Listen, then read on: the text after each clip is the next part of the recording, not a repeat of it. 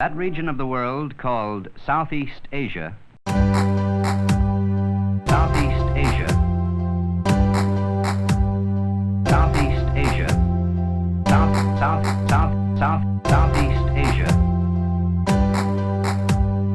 Southeast Asia. First concept is the idea of a mandala. What is a mandala? A mandala is this kind of funky symbol that we find in Indian culture, and what it was used for in Southeast Asian studies was to try to describe a kind of kingdoms or political centers that had diffuse political power. Essentially, what people notice when they look at Southeast Asian history was they didn't see clearly defined states with clear borders, but instead they saw political centers, and from those centers some kind of power emanated, but then it became diffuse, and it didn't kind of match any clear state borders. In addition to that, what the mandala also describes is a system of overlordship. There would be a powerful political center here and another weaker political center over there, and this the lord of this center would then ask that person to present tribute or pledge allegiance to them. Meanwhile, there might be another powerful center over here, and that center might also ask this weaker center to pledge allegiance to them as well, and they would do that. So it's this kind of fluid state system of political centers and diffuse power. What's the problem with this?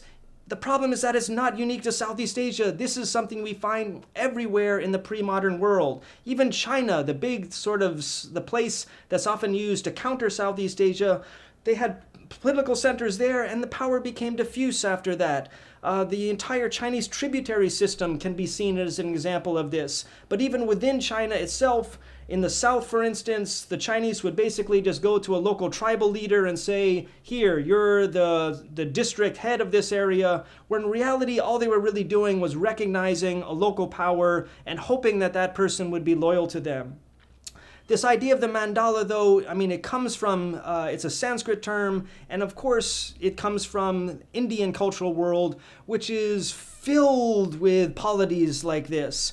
But if we go to feudal Europe, we find the same thing. If you go to the Maya world, you find the same thing.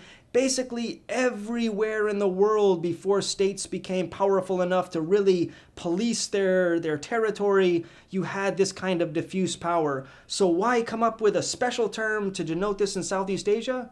I have no idea, because once you do that, you sort of break the communication with the rest of the world, because what Southeast Asia had was not unique. It was the same as other societies in the world, and that is something that I think we should recognize.